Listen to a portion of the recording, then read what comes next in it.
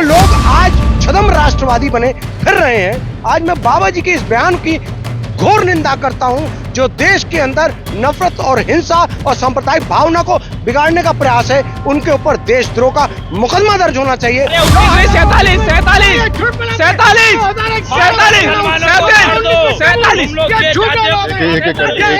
आप क्या चाहते हैं कि मुसलमानों को मार दिया जाए? आप क्यों नहीं अपनी संख्या बढ़ाते? आप जो है अपने हिंदुओं से थोड़ी, आपसे बच्चा नहीं हो रहा तो आप क्या चाहते हैं कि मुसलमानों को मार दिया जाए? छुपा नहीं है। और रामभद्राचार्य जी ने कहा, देखिए ये भारत हिंदू राष्ट्र है, हिंदू राष्ट्र रहेगा। मेरठ में स्वामी रामभद्राचार्य का एक बड़ा बयान सामने आया है। उन्होंने कहा है कि बेस्ट यूपी मिनी पाकिस्तान जैसा लगता है, हिंदू खतरे में है और साथ ही साथ में प्रत्येक घर में हिंदू धर्मशाला होना चाहिए। बातचीत करने के लिए हमारे साथ में तमाम लोग मौजूद हैं, हिंदू कम्युनिटी से भी लोग मौजूद हैं और मुस्लिम कम्युनिटी से लोग मौजूद हैं। आइए इनसे बातचीत करेंगे और जानने की कोशिश करेंगे आखिर इस बयान को वो अपने किस नजरिए से देखते हैं। अब छोलिया हो या लोबिया, सफेद चने या काले चने, सब कुछ मजेदार बने। भैया सबसे पहले पूछूंगा आपका नाम क्या है? जिस तरीके से स्वामी जी ने जो बयान दिया है कि बेस्ट यूपी पश्चिमी उत्तर प्रदेश जो है मिनी पाकिस्तान जैसा लगता है, क्या मानते हैं इस बयान को? जी, मेरा नाम नीरज गिरी है और मैं अलीगढ़ में रहता हूं और मैं आदरणीय स्वामी जी की बात से बिल्कुल सहमत हूं। समूचे उत्तर प्रदेश में ही मैं अगर कहूं, जिसमें कि विशेष रूप से पश्चिमी उत्तर प्रदेश का जो क्षेत्र है, वो इस तरह की जो बात उनके द्वारा कही गई है वो बिल्कुल सत्य है। और विभिन्न स्थानों पर जगह जगह इस तरह की हमें झांकियाँ देखने को मिलती हैं, घटनाएँ देखने को मिलती हैं, खबरें सुनने को मिलती हैं। चाहे वो कासगंज की तिरंगा यात्रा हो, चाहे वो गणेश यात्रा हो, चाहे वो लोगों के अन्य धार्मिक कार्यक्रम हो, वहाँ पर कहीं ना कहीं इस तरह की घटनाएं आए दिन मिलती हैं। मुजफ्फरनगर दंगा जो एक इतना बड़ा घटना थी पश्चिमी उत्तर प्रदेश के अंदर, वो भी इसी की देन थी कि जिस वजह से वहाँ संख्या अधिक हुई तो वहाँ उन्होंने उनको वहाँ पर परेशान करना शुरू किया। और उसके साथ साथ ही मैं बताना चाहूँगा कि जो ये घटना हो रही हैं, इनके पीछे कहीं ना कहीं पुरानी सरकारों का राजनीतिक सहयोग रहा है, जो वोट बैंक की लालच में उन्होंने इनको बढ़ावा दिया और हिंदुओं को लगातार उनकी शिक्षा के स्तर से, उनकी अधिकारों से उनको वंचित करते रहे। जैसा कि पहले भी मैंने बताया था कि पहले के समय में काफ़ी संस्कृत विद्यालय जो है प्रदेश सरकार द्वारा चलाए जाते थे, लेकिन लगभग सभी को बंद कर दिया गया है। अब चुनिंदा आपको किसी न्याय नहीं मिल पा रहा हिंदुओं को न्याय इसलिए नहीं मिल पाता है कि भीड़ तंत्र का एक राज होता है और कानून भी अपना काम करने में सक्षम नहीं हो पाता है उनके सामने। तो वहाँ कहीं ना कहीं इस तरह की घटनाएं आए दिन देखने को मिलती हैं और अगर इस पर सरकार ने गंभीर विचार नहीं किया तो ये घटनाओं में बढ़ोतरी होगी और आगे आने वाले समय में ये समस्याएं विकराल रूप धारण कर लेंगी। घर में हिंदू धर्म की पाठशाला भी होनी चाहिए, ये भी बोला। देखिए, अपने बच्चों को अपनी संस्कृति और अपने संस्कार देना ये हमारे संविधान का एक अधिकार है और मैं समझता हूँ कि इसमें किसी भी तरह की कोई गलत बात उनके द्वारा नहीं कही गई है। हम अपने बच्चों को किस प्रकार के संस्कार देना चाहते हैं, ये हमारी जिम्मेदारी है। बिल्कुल, ये हमारी जिम्मेदारी है। क्या नाम है आपको और क्या कहेंगे जिस तरीके से रामभद्राचार्य जी का ये बयान आया है, क्या मानते हैं, किस नजरिए से देखते हैं? इंजीनियर आगा यूनुस। देखिए, ये बयान जो है अपने आप में देश को आग लगाने की ओर झोंकने का प्रयास है। ये पूरी तरह से नफरत और सांप्रदायिकता को, जो भाजपा की एक पॉलिसी है, उसको आगे बढ़ाने का प्रयास किया जा रहा है। बयान स्वामी जी का तथाकथित बाबा जी, ये पूरी तरह से भाजपा के अंदर मैं आपको एक शेर कहूंगा, भाजपा की एक खूबी है जिसकी मैं तारीफ भी करना चाहूंगा। हर काम सलीके से बांट रखा है, किसे आग लगानी है, किसे हवा देनी है, किसे आकर बुझाना है।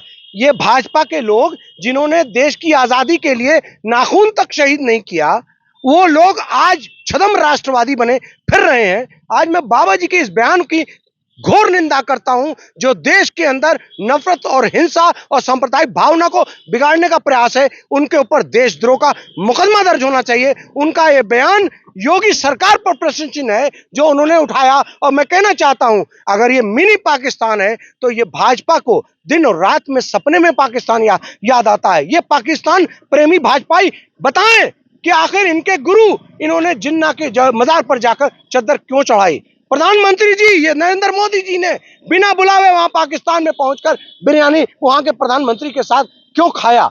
ये देश पूछना चाहता है कि जब देश पर पठानकोट पर हमला हुआ तो आईएसआई को यहां पर ले आकर पठानकोट एयरबेस पर क्यों निरीक्षण कराया। ये देश के प्रधानमंत्री बताएं।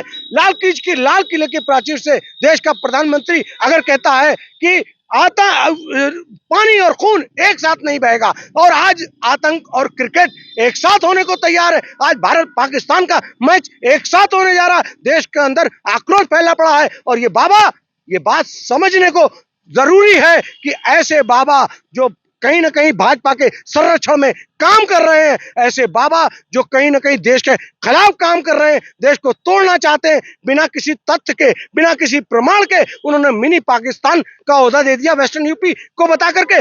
ये साफ बताता है कि ये मुस्लिमों के खिलाफ ये नफरती बाबा है और कुछ नहीं है इसके अंदर। और ऐसे ही अभी अनिरुद्धाचार्य ने महिलाओं को लेकर जो बयान दिया उस पर क्या किया? कोई मुकदमा हुआ? मैं पूछना चाहता हूं योगी सरकार से कि तुमने ऐसे बाबा जो तथाकथित बाबा ने जिसको वेस्टर्न यूपी को मिनी पाकिस्तान बताया, उन पर क्या तुमने कोई मुकदमा अभी तक किया? ना अनिरुद्धाचार्य पे मुकदमा हुआ। ये कहीं ना कहीं भाजपा की सरकार में, संरक्षण में ये पाले हुए ये लोग तथाकथित बाबा हैं जो देश को दंगे की आंख में झोंकना चाहते हैं, देश को खंडित करना चाहते हैं। और इन लोगों ने देश को पहले भी बांटा। ये टू नेशन की थ्योरी यही भाजपा आरएसएस के लोग जो पूर्ण पहले जनसंघ के रूप में काम किया करते थे हिंदू महासभा में, आज सबसे पहले हिंदू महासभा ने आजादी से पहले देश को टू नेशन थ्योरी का पास करने के लिए सन 36 में एक रेजोल्यूशन पास किया और यही देश बटा। और फिर से ये देश बांटना चाहते हैं। ये देश विरोधी भाजपाई ये बताएंगे कि स्वयंभू वीर जो सावरकर जी के नाम से मत जाने जाते हैं, उन्होंने किस बात का अंग्रेजों से मुआवजा लिया, अंग्रेज स्टाइपेंड लिया, किस बात का लेते थे वो? सवाल ले लेते हैं, क्या कहेंगे जिस तरीके से लगातार कटाक्ष कर रहे हैं? एक एक बात का जवाब दूंगा, आप सिर्फ सुनते रहिएगा। परम सिद्धेय गुरु राम भद्राचार्य जी के चरणों में आपके माध्यम से सत प्रणाम अर्पित करता हूं और उनके द्वारा जो वाक्य कहे गए हैं उनके एक एक वाक्य का मैं 100% आह्वान करता हूं कि आपके द्वारा ये आह्वान करा गया। और हिंदू पाठशाला और हिंदू धर्म की पाठशाला प्रत्येक हिंदू के घर में होनी चाहिए, ये बहुत जरूरी है। श्रीमद् भागवत गीता का पाठ होना चाहिए। और गीता का पाठ इसलिए क्योंकि श्रीमद् भागवत गीता हमारी जिंदगी का एक मैनुअल है जिसको हम लोगों को फॉलो करना चाहिए। प्रत्येक हिंदू की जिम्मेदारी है कि श्रीमद् भागवत गीता को फॉलो करे, क्योंकि श्रीमद् भागवत गीता हमें यह सिखाती है कि हमें किसी भी वर्ण व्यवस्था में अपना जीवन यापन खतरे में कैसे लगता है? हिंदू खतरे में ऐसे लगता है कि आप 1947 की आप जो जनगणना को उठा के हिंदू देखिए कितने थे, 9 से 10%। 1947 में जब देश विभाजन हुआ, आज कितने? 35 से 40%। 2019 में जनगणना कब हुई? अरे 19 में 47।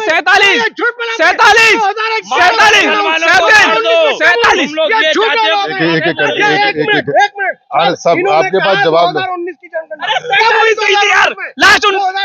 लास्ट जनगणना 2011 में हुई थी। 2011 में लास्ट जनगणना हुई थी और 1947 की बात कर रहा हूँ। 9 से 10% गूगल। अगर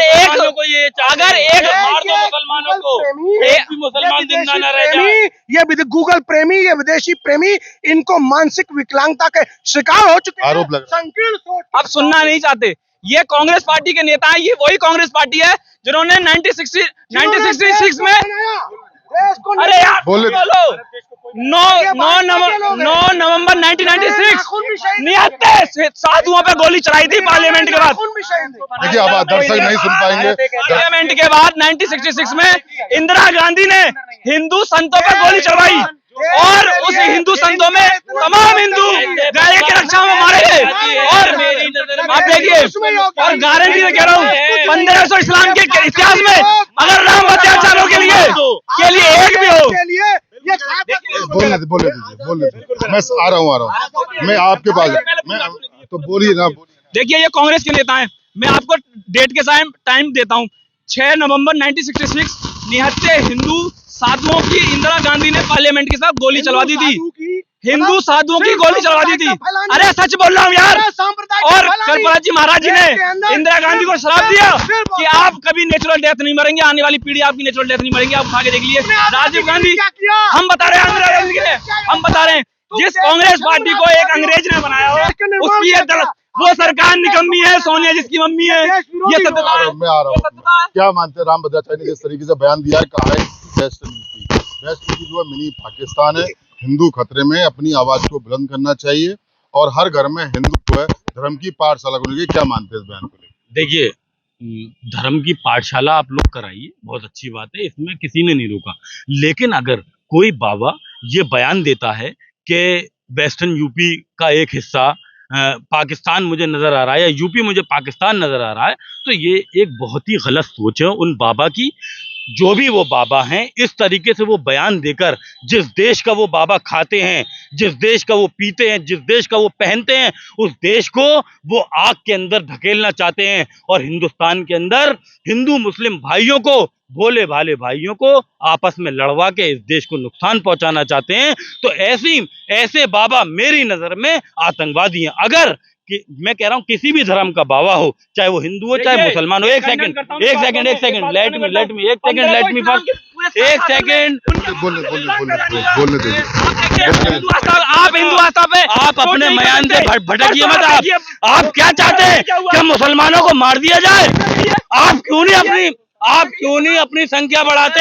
आप जो है अपने हिंदुओं से थोड़ी है, आपसे बच्चा नहीं हो रहा तो आप क्या चाहते हैं कि मुसलमानों को मार दिया जाए? क्यों आप कह रहे हैं कि हिंदू प्लान कर रहे हैं? आप बता रहे हैं जिस देश के अंदर, एक सेकंड, जिस देश के अंदर प्रधानमंत्री हिंदू हो, राष्ट्रपति हिंदू हो, हर जगह का मुख्यमंत्री हिंदू हो, वो देश कह रहा है कि हिंदू खतरे में। शेम ऑन यू, शर्म आती है मुझे ऐसे नेताओं पे जो सिर्फ और सिर्फ, अभी कोई चक्कर नहीं है, अभी आपने देखा होगा कि देश के अंदर एक बड़ा बवाल मचा हुआ है कि राहुल गांधी जी ने जो इनकी चोरी पकड़ ली है, अखिलेश यादव जी ने जो इनकी चोरी पकड़ ली है। जवाब नहीं दिया ना अभी तक, चुनाव आयोग ने मांगा है, कहा दीजिए। चुनाव आयोग हलफनामा मांग रहा है, बताइए अभी ये यहाँ पर चोरी कर लें, मैं इनको पकड़ूं और ये मुझसे हलफनामा मांगेंगे? बताइए। मैं अभी अपने मुद्दे पे आता हूँ। क्या मानते हैं जिस तरीके से राम भद्राचार्य जी का बनाया, क्या मानते हैं? देखिए, मैं स्वामी राम भद्राचार्य जी महाराज का पूर्ण समर्थन और सहयोग करता हूं।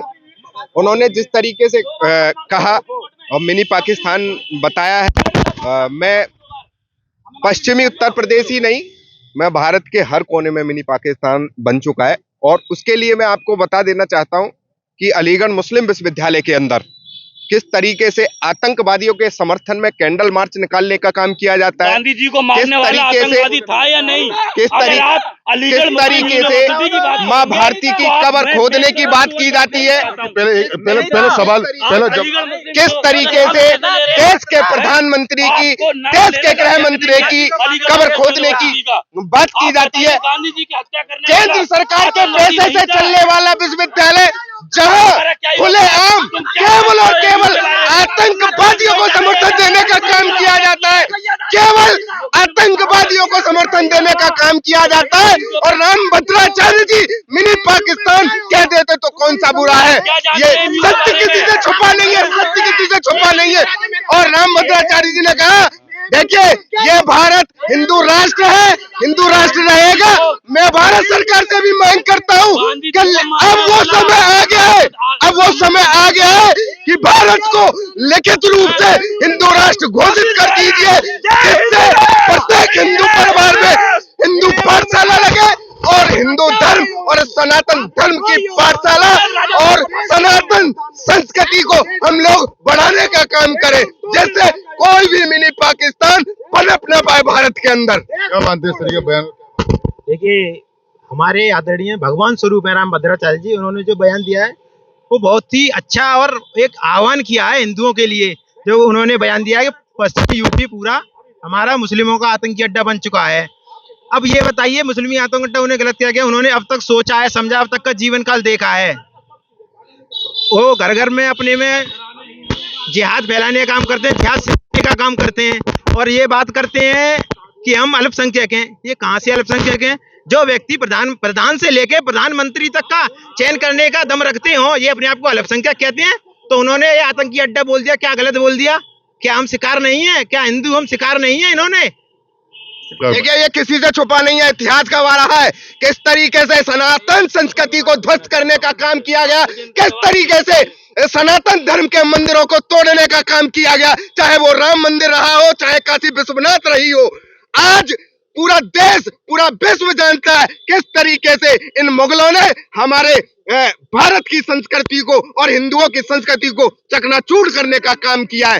तो यह सत्य है और आज अगर रामभद्राचार्य जी महाराज ने कह दिया तो इन लोगों को बुरा लग गया। इनको बुरा नहीं लगना चाहिए, सत्य को एक्सेप्ट करना चाहिए। इन्होंने हमारे मंदिर तोड़े या नहीं तोड़े, हमारे विश्वविद्यालय को जलाया या नहीं जलाया, क्योंकि हिंदुओं के बच्चे पढ़ ना सके, हिंदुओं की जो संस्कृति है, उनका जो धर्म है, वो अपने धर्म का जो पालन न कर सके, अपने कर्तव्यों को निर्वहन न कर सके। लेकिन अब ये नहीं होगा।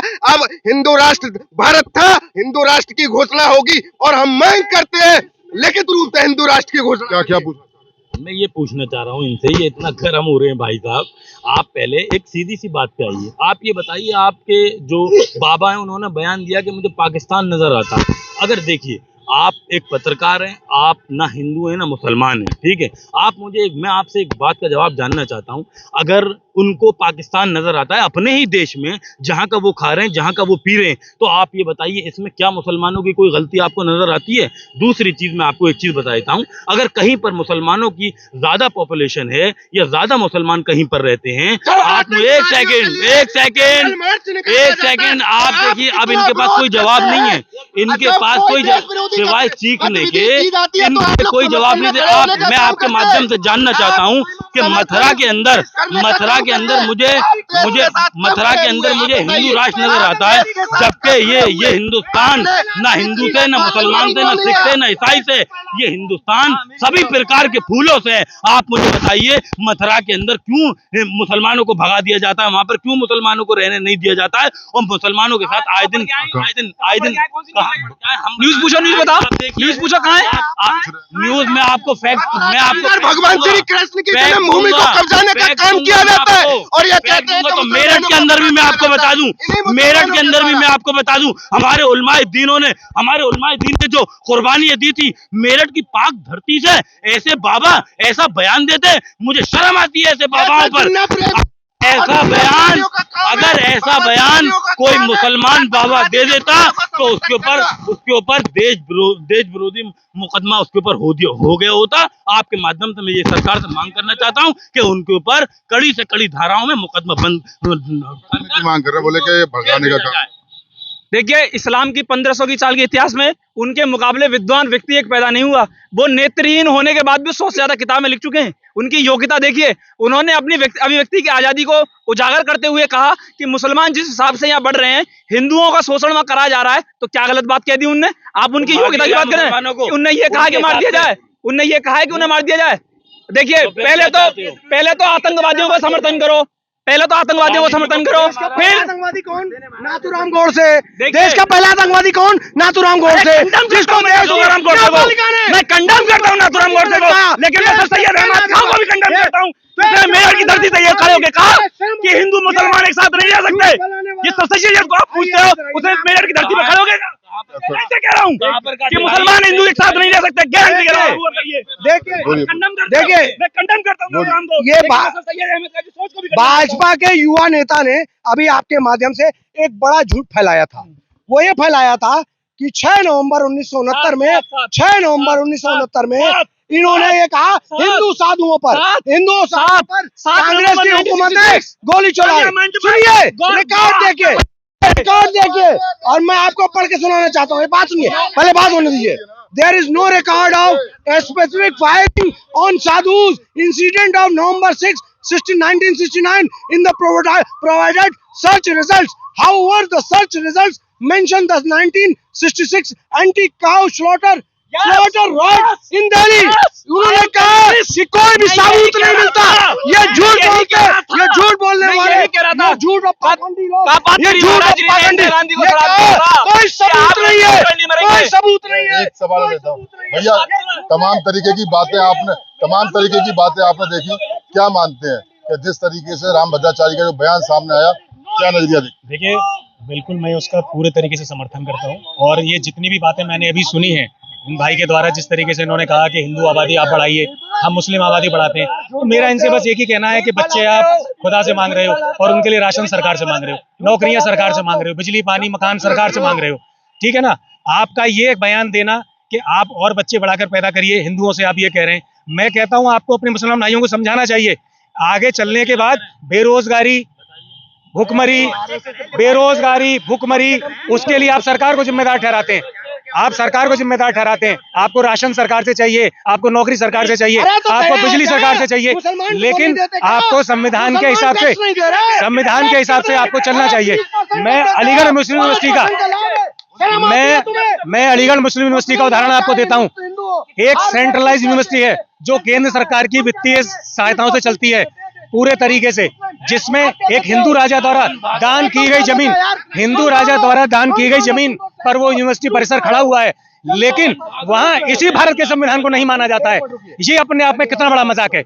ये हिंदू मुसलमान भाई एक होने की बात करते हैं। अगर आपको इतना ही प्यार है तो आप संविधान के अनुसार अलीगढ़ मुस्लिम विश्वविद्यालय में आरक्षण क्यों नहीं दिलाते? क्यों आप 100 साल से उनका हक खाए हुए हैं? क्यों 100 साल से उनका हक खाए हुए हैं? एक सोची समझी साजिश के साथ इस्लाम और मुसलमानों द्वारा और उनके वित्त पोषित करने वाली सरकारों द्वारा ये खेल खेला जा रहा है, जिसके द्वारा हिंदुओं को लगातार दबाया जा रहा है। और जो आधुनिक शिक्षा एक काबिलियत के आधार पर, एक टेस्ट प्रक्रिया के आधार पर, एक स्वच्छ जो है प्रतियोगिता के आधार पर, जिसमें सभी को भाग लेने की अनुमति मिलनी चाहिए थी, उसी संविधान की धज्जियां उड़ाते हुए इस अलीगढ़ मुस्लिम विश्वविद्यालय के अंदर अनेक प्रकार के ऐसे कृत्य किए गए जिनके द्वारा आज हिंदू बच्चों को या गैर मुस्लिम बच्चों को यहाँ शिक्षा लेना असंभव सा प्रतीत होता है। असंभव। देखिए, ये व्यक्ति सिर्फ और सिर्फ झूठ फैलाने का काम, सही आप बताइए। भाजपा के ये नेता हैं और झूठ फैलाने का। व्यापारी है। सुनिए, कोई व्यापारी नहीं है, इनकी मान संकीर्ण सोच। सुनिए, आप एक मिनट सुनिए, मैं तथ्यों के आधार पे बात करूंगा। तथ्य ये है कि माइनॉरिटी दर्जा प्राप्त इंस्टीट्यूशन है एएमयू, और किसी भी माइनॉरिटी दर्जा प्राप्त में कोई आरक्षण लागू नहीं होता। किसी भी माइनॉरिटी इंस्टीट्यूशन में कोई आरक्षण लागू नहीं होता, क्योंकि माइनॉरिटी के लोगों ने बनाया, माइनॉरिटी के द्वारा बनाया हुआ मकान को छोड़ बोलते हो। 1 इंच की जमीन राजा मंदिर, 1 इंच जमीन नहीं है, 1 इंच जमीन नहीं है संसद के अंदर, 1 इंच जमीन नहीं है राजा महेंद्र प्रताप।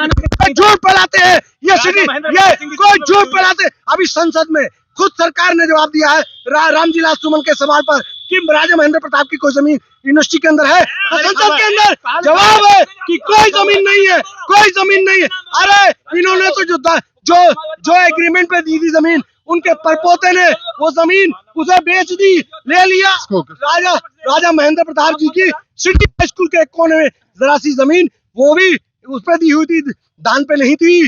भाई ये झूठ फैलाते। राजा महेंद्र प्रताप जी के नाम से दी हुई दान की कोई भी जमीन यूनिवर्सिटी के अंदर नहीं है। ये देखिए, सर सैयद के पास खाने के लिए रोटी नहीं थी, वो इतनी बड़ी यूनिवर्सिटी बना देगा, कैसी गवर्नमेंट बनी है। और देखो, सुनो, और देखो भाषा का चयन, आतंकवादी कहोगे और सर सैयद के लिए तुम नहीं सुनोगे। हम तो पूरा कोई नहीं होगा। देखिए, धमकी दे रहे हैं चैनल पे। आप भाषा की मर्यादा आप भी रखिए ना, आप भी आतंकवादी। देखिए, आप भी तो आतंकवादी मत बोलिए, आप भी तो आतंकवादी मत बोलिए, आप भी आतंकवादी क्यों बोल रहे हैं? आप नुकसान पहुंचाना चाहता है, आदमी को हम समर्थन करेंगे। कौन है सर सैयद? कौन है सर सैयद? क्या है सर सैयद? क्या हैसियत सर सैयद की? माहौल अब पूरी तरह से अब गर्म हो चुका है। मजबूरी में मेरे को यहाँ पर अब बाइंड अप करना पड़ेगा, क्योंकि जिस तरीके से राम भद्राचार्य का जो बयान आया, उसको लेकर तमाम तरह की प्रतिक्रिया लगातार आपके सामने आई, वो आपको देखने को हिंदू पक्ष लगातार उनके बयान को सही बताते जा रहे हैं, वहीं मुस्लिम पक्ष कहीं ना कहीं लगातार विरोध करते हुए आ रहे हैं। तो तमाम ये अलीगढ़ से तमाम लोगों की प्रतिक्रिया आपके सामने बिल्कुल आई थी। मैं सहयोगी सत्यम भाषणे के साथ मोहित गुप्ता, TV9 अलीगढ़। अब आया असली स्वाद, अब आया स्वाद। जब स्वाद के पड़े हो लाले तो MDH का चंकी चाट मसाला डालें। MDH का चंकी चाट मसाला। MDH